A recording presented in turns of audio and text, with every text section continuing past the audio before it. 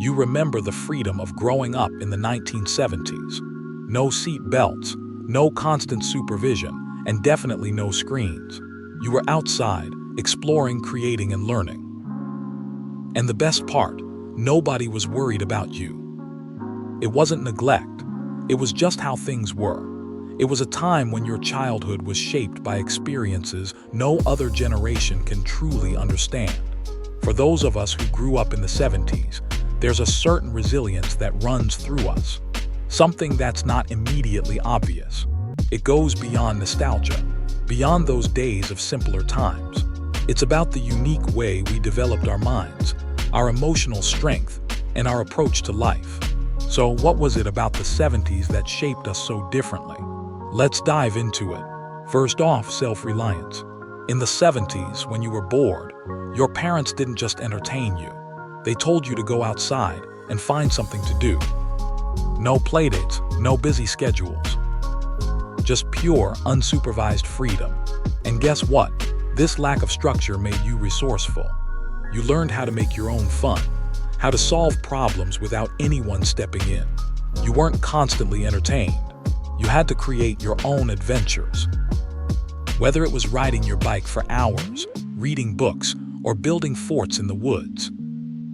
This kind of childhood built your creativity and problem-solving skills in ways that today's kids don't experience.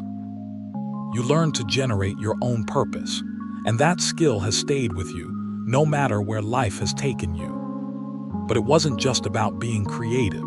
Growing up in the 70s also meant developing adaptive risk-taking. You were climbing trees, riding bikes without helmets, and testing your limits daily.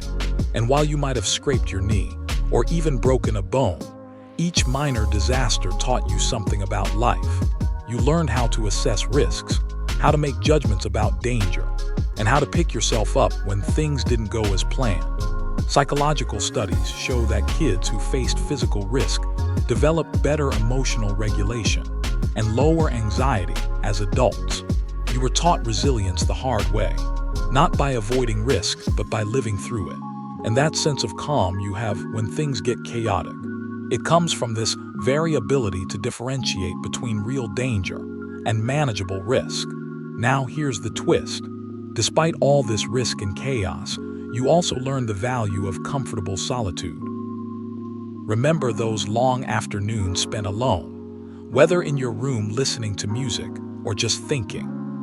There was no constant barrage of notifications, no endless social media feeds demanding your attention. You spent time with your thoughts, and you were okay with that. This childhood of solitude taught you that silence isn't something to be feared. It's something to embrace. You didn't have to fill every moment with noise and distraction. You learned to sit with yourself, to reflect, and to build your inner world. And that's a skill that's increasingly rare today. It's part of why you can handle moments of loneliness or waiting without anxiety. Let's talk about delayed gratification. Remember how you had to wait for your favorite show to come on once a week. There was no binge watching, no instant access to everything you wanted. You had to wait for things, whether it was a movie, a phone call, or a visit from a friend. And this waiting, this patience, built a deep sense of discipline in you. Today, everything is instant. Instant messages, instant gratification. But in the 70s, you learned how to wait, how to work for things, and how to enjoy the process. That's why, even today, you don't get swept up in the pursuit of immediate rewards. You understand that some of the best things in life take time. And you've got the patience to see things through. Finally, growing up in the 70s gave you something that's incredibly rare today: unsupervised autonomy. You weren't tracked by apps or constantly monitored. When you left the house, your parents just expected you to come back before dark. There was freedom, real freedom, to roam, to explore, and to make decisions on your own. This freedom taught you responsibility and self-motivation. You had to make decisions, deal with consequences, and handle situations independently. And those experiences helped you develop critical thinking and decision-making skills that set you apart from others. While today's kids have their every move guided by a screen, you learned to trust yourself. And that trust has been invaluable throughout your life. So what does this mean today? It means that, despite the chaos, the uncertainty, and the broken homes that defined much of the 70s, you came out of it with a unique set of strengths. You learned to adapt, to problem solve, and to be resilient in the face of adversity. And that's why you can face today's challenges with confidence.